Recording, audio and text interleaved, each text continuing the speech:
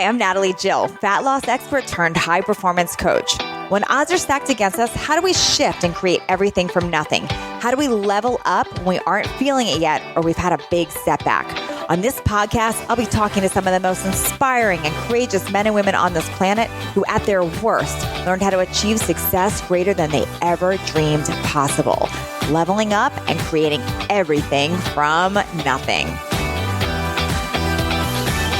Mike Koenigs was a serial entrepreneur, 13-time #1 best-selling author and speaker. He was also a stressed-out workaholic. And then it happened. A scary and life-threatening diagnosis, stage 3A cancer. He went through a major surgery, 4 months of intravenous chemotherapy, 33 radiation treatments, and oral chemotherapy. Cancer woke him up, but surviving cancer is not what saved him. Mike believes that his cancer was caused by a combination of unmanaged diet, incredibly stressful 30 years of hard work, running multiple businesses, but more importantly, unmanaged emotions. Ultimately, he shares that cancer was his greatest mentor and teacher. 2 years after his diagnosis, his treatment, he wrote the book Cancerpreneur to help other entrepreneurs thrive and survive through a cancer treatment and diagnosis with their marriage, family, and business intact. The book and training has saved dozens of lives he knows and possibly hundreds more. Today, Mike is thriving, sold his 4th business, and an investor and advisor for Fortune 500 CEOs and companies including Bulletproof Coffee, Upgrade Labs, Entrepreneur Media, Dave Asprey, Clicked In, Phoenix Space, Good Idea Beverages, and hosts a podcast, Capability Amplifier, with strategic coach founder Dan Sullivan. Join in today and learn exactly how Mike Koenigs leveled up and created everything from nothing. I'm so excited today on Leveling Up. I've got Mike Koenigs. Did I pronounce your last name right? I realized I was pronouncing it wrong for like the last 5 years. So he corrected me earlier. I'm so excited to chat with you today, especially because I've known you as somebody that's so amazing at helping others with their messaging, with helping others fix their business, with helping others fix themselves. But what I learned recently about you is that you had a point of massive setback that really changed your whole direction. So thanks for being here today. Yeah, it's my pleasure for sure. I'm happy to be here. Thank you. Yeah. So take me back, like before the cancer even, who were you? What were you growing? Where were you thriving? And did you know things were going wrong for you? All right. So the setup is I'm a serial entrepreneur. I've had my first business I started when I was 16, and it's just been like one thing after another. I grew up lower middle class. So my internal programming was always not good enough. I don't have enough. I'm going to run out. And that I practiced that trauma most of my life in some way, shape, or form. And were you told that as a kid? Is that where that was coming from? No, I lived it. And here's what happened. I was the oldest of 4 kids, lower middle class. I remember a time, for example, where my mom said, "Hey, go to the store and get some hamburger. I'm going to make something for dinner tonight." Mm-hmm. And she had $1. Okay. She gave me $1 and I had enough to get however much hamburger we could get, like a pound of hamburger or something like that. And coming home, and my mom made meatloaf with crackers and ketchup and hamburger and an onion from the garden. And I grew up like we'd go fishing for meat, So it wasn't like we were, horribly poor, but I remember there were tested times, and I didn't know it at the time, but there was a lot of financial tension because my dad was a barber and he was the building inspector for town and the city clerk. I mean, he was a very, he was really good at working hard his whole life, but he never learned leverage ever. So I remember distinctly saying, I will never be like this. And I felt like an alien where I grew up in this little town of Eagle Lake, Minnesota. Okay. And I was like, I'm going to get the hell out of here. So I taught myself how to program when I was 14 years old. I was going to run away from home when I was 15 and go work for Apple. I wanted to work for Steve Jobs. That was my plan. Yeah. I love it. That was your plan. I literally had a backpack always packed, ready to run away from home. And so if you fast forward to businesses, just going through the ride, the entrepreneurial roller coaster of up and down and up and down, I had reached a point where we were making a ton of money. our overhead was about $750,000 a month. I can't even imagine. Never had that type of overhead. Yeah. It positively sucked. And I was on the road nonstop, grinding. And, it was like, what the hell's going to happen 3 months from now? I'm looking at the math. And even though we're making tons of money, I'm reinvesting everything we have. I had a business partner who left. It cost millions of dollars to pay him and have him go away. And then suddenly I am bleeding from my backside. I literally, when I'd sit down to go to the bathroom, I peed blood out of my butt. And I told my wife something's wrong. And I told her what was wrong. She goes, you need to go to the doctor right now. And of course, I missed my first appointment because I'm too busy. I was just going to say, I'm listening to you and I'm like, were you like the way I would have been? And a lot of entrepreneurs are where I don't have time for this. Isn't that crazy? Like we think we don't have time for this and it's a massive emergency. Yeah. No, that's exactly what was going on. It's like, well, how but I've got a meeting and I'm going to be traveling. And then I tried to fit in this visit to get my colonoscopy. Oh, and then I missed my appointment because I was supposed to have a prep kit, which basically is something that cleans you out. Yep. Well, I didn't have it. And who has time for that? Yeah, I did. Yeah. So the next time they could get me in was 3 weeks. So I finally go in there. I come out of the practice and the doc walks up to me and goes, look, I see this all the time. I don't need a biopsy to know what you got. You got a 5.5 centimeter tumor. It's at the top of your rectum. If that thing isn't cut out this weekend, you got less than 6 months to live. It's going to permeate through the walls. It's going to get into your body. You're going to be a dead man. And he says, here's the phone number of an oncologist, a surgeon, and a radiation oncologist. Get in the hospital now. And what I did is I did travel home that weekend. I looked at my parents in the eyes and I told them, hey, here's what's going on. I know I'm going to be okay. And I had a little bit to settle because after all, I'm running this business with a whole bunch of employees. Mm-hmm.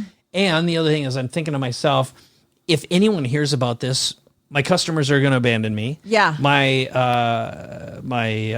employees are going to want to leave because I'm the figurehead, right? Yeah. And how the hell is this thing going to survive while I'm gone? And I'm like, this thing's going to burn so much cash. I'm going to be penniless and broke in a couple of months. It's going to burn through every bit of savings my wife and I have. And that's what I'm I'm following along because I'm like, that's totally that mindset that I get. Yeah. Right.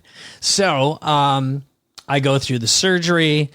They cut out my sigmoid colon, a third of my rectum, stitch me together. And the first thing, here was my mindset too. I tell the surgeon, if I wake up, if they have to cut me up and they find that it's all over the place and I have to have a bag, don't even wake me up. That was my attitude. Sew me back together and just let me go. Yeah. Right.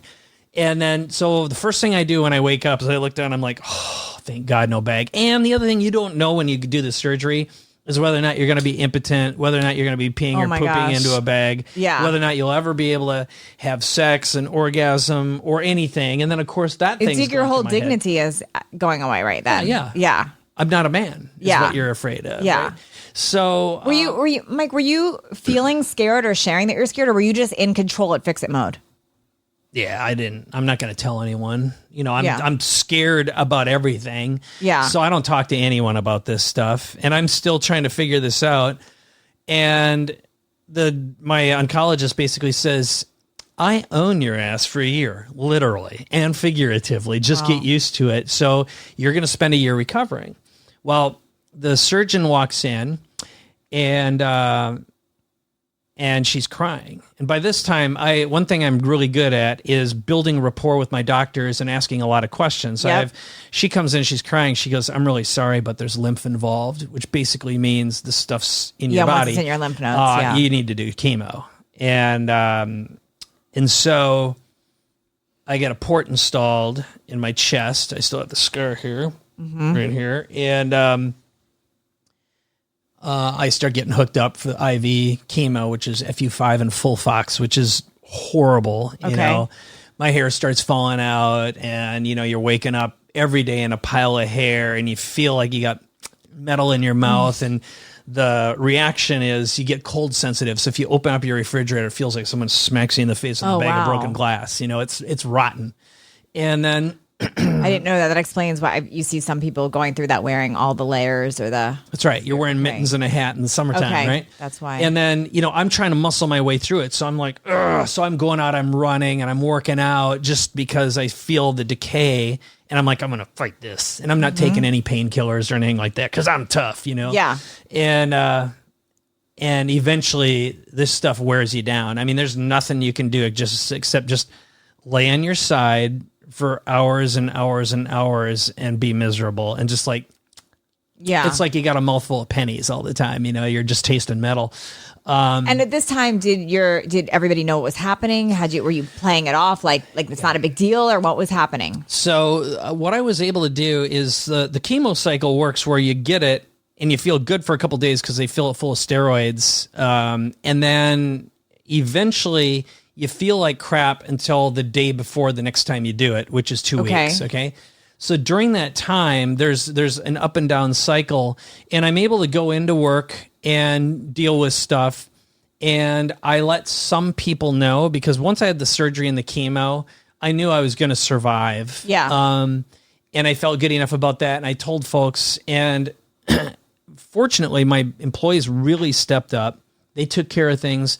I hired one of my best friends I've known for 30 years to come in, who ran the business side. And then a very good friend of mine named Ed Rush stepped in, and he became my voice and like the marketing guy. And interestingly, when my friend Gene came in and started running things, he started chopping expenses, finding crazy stuff, and the business became more profitable while I wasn't there. Wow. Isn't that an interesting lesson? Isn't that funny? You see that, wow, it's not me. They don't need me. That's crazy. Yeah. I've heard this so many times from people. It's so true. But look what it took to get you to see that. So true. Yeah. It's as I've said many, many times, cancer's a great teacher. So then, because I had a young boy, and one of my goals was survival long enough so he'd be 18. Okay. So I was willing to exchange long-term survival or long-term quality of life in exchange for short-term survival. Yes. That was the math.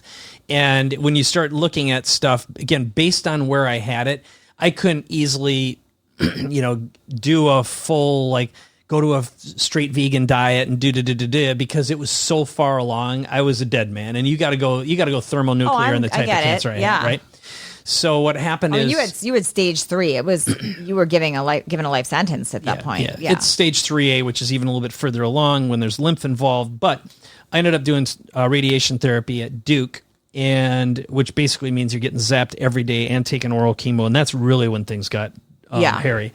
And I made it through that, with a smile on my face, but I also wrote my first book, and I decided when I'd come back, what I'd do is create a whole program and product based around writing books. Yeah. And so when I came home, the Cancerpreneur, right? Is that the that believe it or not, Cancerpreneur is my 13th book. Okay. Oh, wow. Yeah. So that was okay.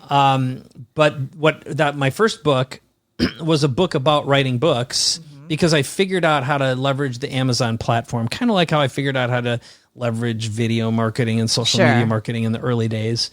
And so I took double radiation treatments on 2 days because I got a speaking engagement at a Tony Robbins event, a business mastery event. So on my way home from Duke in North Carolina, I stopped in Las Vegas. I weighed less than 150 pounds. I had a 27-inch waist, third of my hair. I was green from all the chemicals. And I showed up. I got a haircut. I got a spray tan.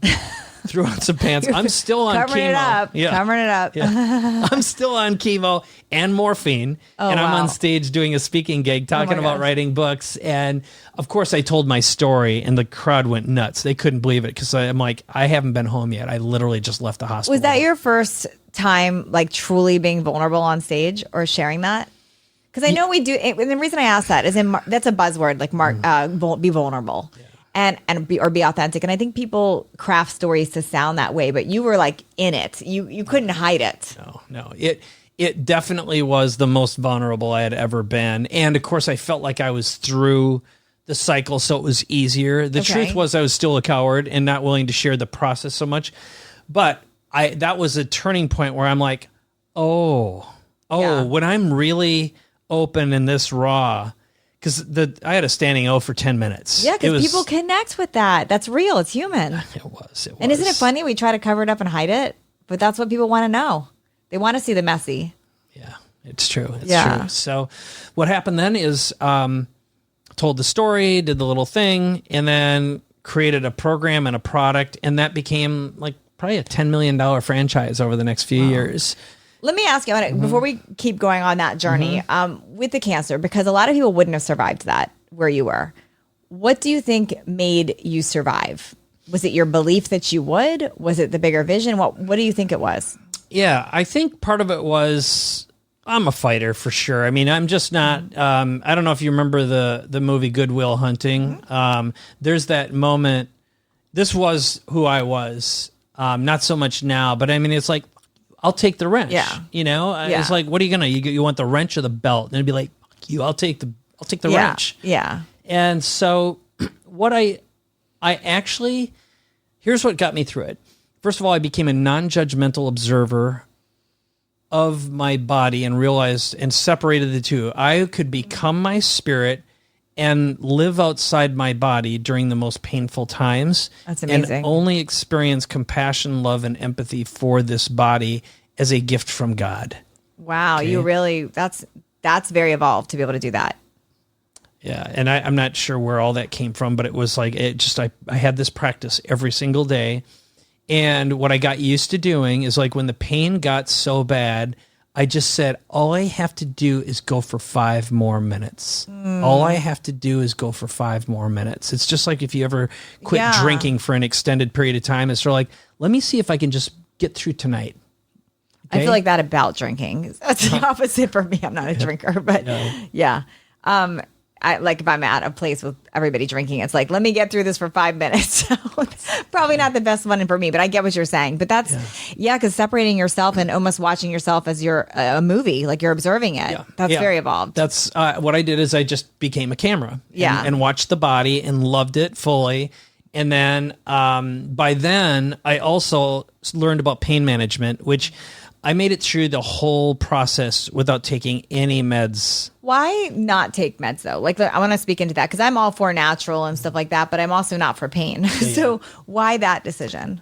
Because I was stupid and I didn't understand that the amount of trauma that you cause your brain by not managing pain appropriately is profound. Yes. And I was afraid that I was going to get hooked on opiates. Yeah. And what I found was I turned it into an experience. So here's what I did. I would go through, and every day I had my radiation treatments, which was just horrible. But I laid with my junk in a lead pan and flag in my butt. And then they draw all over your back. It's like a non-permanent tattoo. Okay.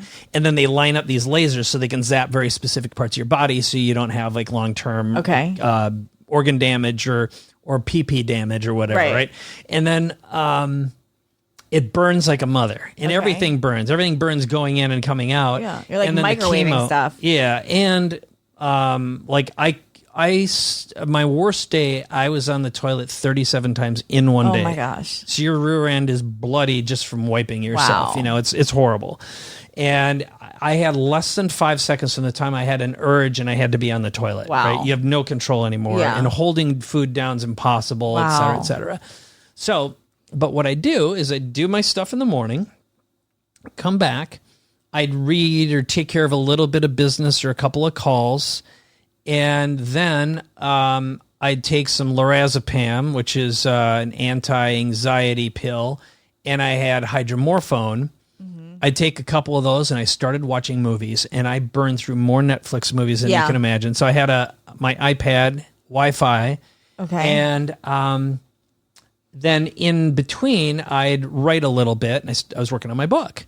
So because what the drugs do is allow your brain to not experience pain. Yeah. So it's not fixated on it. So it was like I got to go on a little island and be free. And I never took more than 2. I can't remember what the milligram count is. Totally. I mean, you're very happy. Let's put it that Yeah. way. And then I'd go to bed. And that became the cycle. And I found that I could manage it, and I never exceeded, because, of course, the problem with addictions are, first of all, I don't think I have the quote unquote addict brain. The second thing is where you run into addictions, it's sort of like, oh, you're chasing the high, right? Right. And in order to chase the high, you got to double the dose, and you got to double the dose, and you got to double the dose. So what I did is I just reminded myself, this is perfect. Yeah. I don't need any more. No. And if you start stacking the high, you're never going to get back there. So your body needs time to get rid of the stuff to recover from it. So I had the sense of if you're going to ride the high, you got to give yourself a break from it. And if you don't have the contrast, you don't experience the pleasure. Yeah. It's sort of like you don't want constant orgasms, right? I love that you're speaking into this, because I think the pain, my opinion, but I think the pain medication scare has gotten out of control. I got that there's addicts, but there's also people that aren't addicts. And I'll tell you, when I had my surgery, I couldn't get a painkiller because they're so worried about people being addicted that people really in pain can't get them. Totally. No, everything, again, it's this usual... Edward Snowden said something amazing, and you remember who he is. He's the guy who shared all the secrets and went down. He lives in Russia now, and he has got a new book, and he's talking about the culture we live in right now, our pansy cry room culture. But he doesn't say that. That's my edit. But here's what he says. He says, when feelings matter more than facts, okay? Everyone's all bothered about feelings, and entire reputations and careers are being destroyed based on something someone said or did 20 years ago. And what he really talks about is we live in this hyper elevated state of nonsense. Yeah. And I think that's, again, where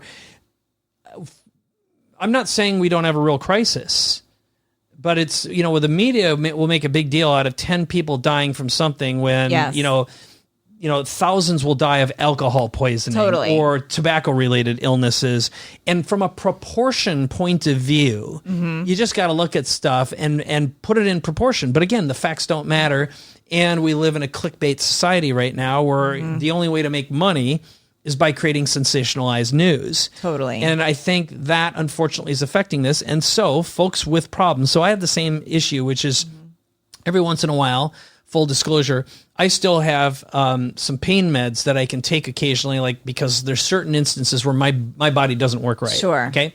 And I simply can't get them. And I'll wait 2 months to get a refill now. Isn't that, it's crazy. Yeah. Like legit problems, you can't get them. Totally. Yeah. And so, again, now everyone's afraid to prescribe and really what you're left to do is, for some people, it's buy illegal drugs and buy heroin off the street. It's going to make the street drugs even bigger problem. Totally. Because the heroin dealers don't care. Right. Like they're going to... Or go to Mexico and get shitty opiates, and so I'm with you on that. I get that other side, because I know how much pain I was in, and the fact that you cannot get painkillers was crazy to me.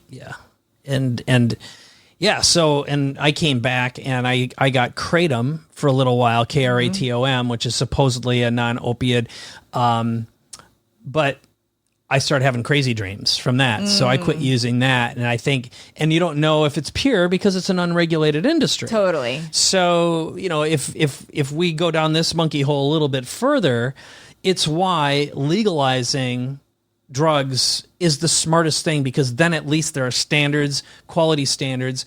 And for the most part, most human beings are decent, responsible people. Yes. And, you can't trust the media to not blow things out of proportion or create a one-sided story. Totally.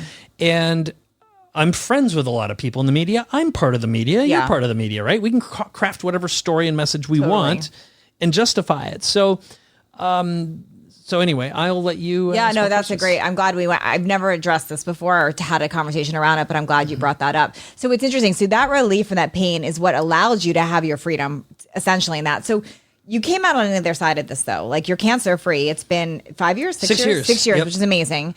What is your post-cancer life like? How do you approach business now? And how did you get out of that nightmare you were in of all that overhead without falling apart? Like, because you had the most stressful time in your life and you're dealing with that. Mm-hmm. Yeah. So here's what happened. I was very, very fortunate that when I got out, I had much lower overhead. Okay. My team was really on point, and I had someone keeping everyone on my company very accountable, watching them. So when people are watched, they behave better. Yeah. Right? And the next thing is we got rid of a lot of overhead, and I started honing some specific skills and reinvented the business. And then I decided I wanted to sell it. So first of all, I made a decision to sell it. And I was fortunate that I had a software company. I had Traffic Geyser and Instant Customer, which were recurring income. Yep. Essentially a software as service business. And then I had an information marketing side as well, which was essentially launch business. So I had spikes of revenue throughout the year. And even though it wasn't an ideal business model, I found a group that wanted to buy the business, and we positioned it for an exit. They were a publicly traded company. I got paid. Okay. All right. So that was the first one. And in the process, I timed some launches in such a way that it elevated the income. And when I walked away, I got to walk away with the cash that I had in the business. Yes. You know, at any given time, I'm very conservative from a business perspective. So I always had $1 million worth of cash in the bank all the time. Which was brilliant because a lot of entrepreneurs don't. Yeah, right. Me included did not. Yep. Yeah. Okay, so that was one thing. So I got all that cash plus the earnout or the money up front, plus what was in credit card reserves, which was another at least $500,000. And then we had an earnout over time and a note. Now, unfortunately, they broke a lot of promises, and I didn't get the big numbers, what I call the FU money.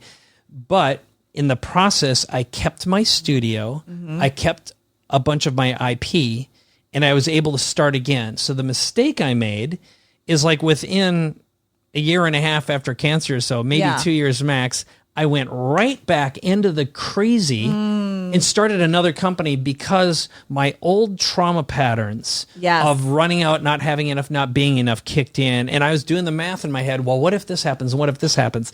And again, some of it were just bad business decisions where I kept my studio, I kept my gear, which meant I kept certain people. Yes. And once I had this overhead that I had to pay for instead of stopping. And the illusion that I lived under was that what if I can't do it again? So I had self-doubt. And then what if my following leaves me and abandons me? That abandonment kicks in. It's old mommy issues, okay? When you get down to it. Okay. And all those little naughty demons started rolling around in my head. And I burned through a ton of cash experimenting. Like I started an online TV show. And everyone lined up for free money. And I was stupid enough to just write out a lot of checks. And that cascaded into more crazy, right? Yeah. And also, my big ego got in the way, which is, well, I'm so successful. I got to look like I'm successful, even though the truth was I was just a scared little boy who didn't know what to do next. And I was in this little loop of self-doubt and a bunch of stuff wasn't working. And again, burn. And finally, my wife walked in. And so she swept a big pile of money out of my business account, and she says, "No more." Good for her. Yeah, she interrupted it was ballsy. It was she ballsy. fully interrupted you. Yeah. She's always been my savior. But I love, we need those interruptions. Yeah. We do. What I can tell you is it's nice to be married to a nice Jewish girl who has her eyes on the money. Okay. Yeah. So I hope that doesn't sound overly whatever. Someone might misinterpret that to mean, but she's always been great that way. And she said, you got to have a plan, man. You got to have a plan. What's the plan? Good for her. She's not a quick start, right? I'm assuming she's not a 9. No, she's definitely not a 9 quick start. She is a quick start, but she is a very, very different personality. Yeah. And she runs a nonprofit. Totally. And we have a kid, and we're sending him to private school, and we were saving for his college, and da-da-da. By the way, side note, I've had his wife, Vivian Glick, on my podcast. A fascinating episode you got to hear, and what she stands for, and how she helps girls in Africa now. It's amazing. Yeah, right on. In fact, she's got huge things are happening right now. Her work's been validated by Texas A&M. Now she's incredible. A research report by Oxford, and I mean, it's crazy. So if we go down that hole a little bit further, the bottom line is I did that, and then what I did to maintain quality of life is I really changed my eating habits, alcohol consumption for sure. Kind of abided by what I call the JJ virgin diet: no sugar, dairy, wheat, soy, corn. I became very good friends with JJ, Dave Asprey from Bulletproof. We ended up investing in Bulletproof. I did shows with JJ. So what that forced me to do is be brand congruent. Yeah. And it widen where I spent my money. It turned out about a third of my clients were functional medical doctors. Yeah. So I had docs coming to work with me, and they all wanted to heal me and talk to me. So I got a lot of advice, and to this day, I still meet with several docs, and I'm very good friends with Dr. Alan Christensen, who's also a very talented doctor. And, I've got access to some of the finest medical minds in the world right now who will take my call anytime I want. And if I ask them questions, I send them my blood. I get my blood checked every other month. It's amazing. I do colonoscopies very frequently. I mean, I'm not going to... Yeah, after that scare, you're not going to go through that again. Right on. Yeah. Right on. That's amazing. Yeah. Wow. What would you tell somebody that's listening to this right now that's in their own personal rock bottom nightmare, that maybe they have that diagnosis or their business is at that failure, and they're listening to you going, okay, I'm in that bottom, I want to get to the other side. What would you tell them? What advice would you give them? Okay. So first of all, I wrote a book called Cancerpreneur, and the subtitle is How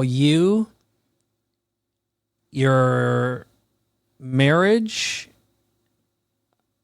business, marriage, family can survive and thrive a cancer diagnosis and treatment. Okay. And that book it's like every little health and psychological hack I use to get through the treatment cycle. And it applies to anyone in a major health scare or with cancer. Okay. Not just colorectal cancer and not just cancer. So it comes down to how to ask really, really powerful questions whenever you meet with a doctor and get multiple perspectives, but by essentially overlaying the data so you can make really good decisions. So for example...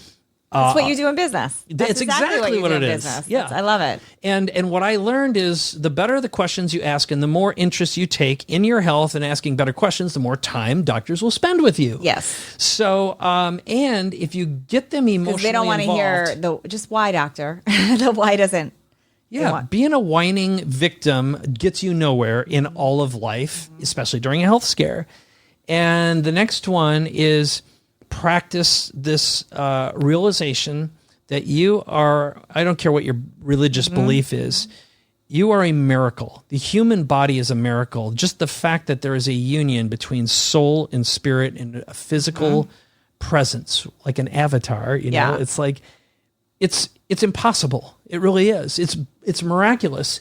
And to see it and celebrate it that way and realize that you can accept this sickness or cancer as a gift to wake up and like, what is the lesson here? For you and I both, our health scares were a message from God saying, slow down, appreciate, enjoy what you have. This very well could be the best it's ever going to get.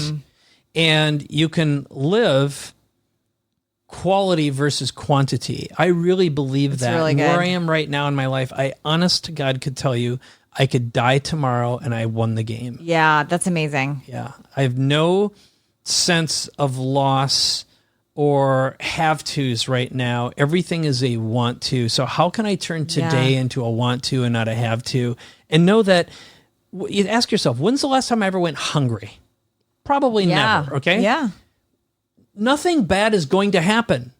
Yeah. It's all an illusion. We're all okay. You're all stuck in tomorrow if you're worried and panicked. And think about it. Even if you've endured pain, it's like, what's the worst that's going to happen? Nothing. When's the last time you've been living in your car? Even when you're living in your car, it's not that bad. Shoot. You can have an ocean view. Yeah. Yeah. I mean, really. Park at the ocean. Yeah, totally.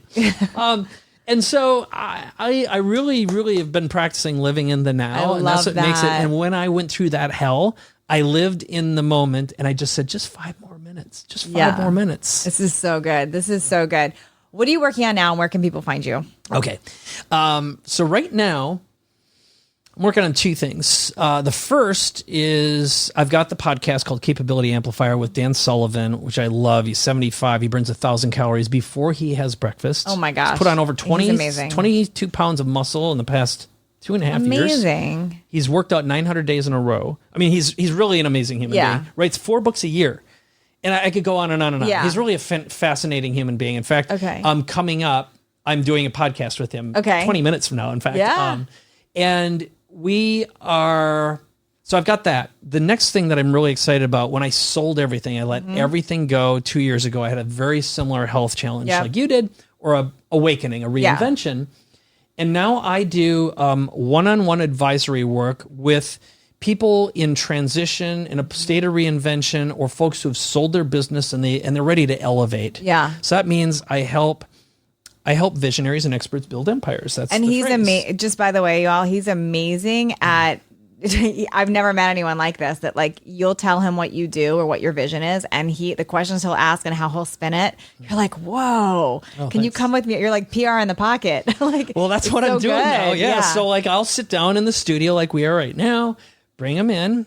I'll help you figure out your vision, how to get there, your story, and then I'll create media with you like that day. So I'll get you an Entrepreneur or Forbes, but then create the products. So I basically turn visions into reality. But the other thing I'm really excited about now is I've started something I call it the Superhuman or Super Being Accelerator. Okay. Here's the basic idea. I'll try to make this short.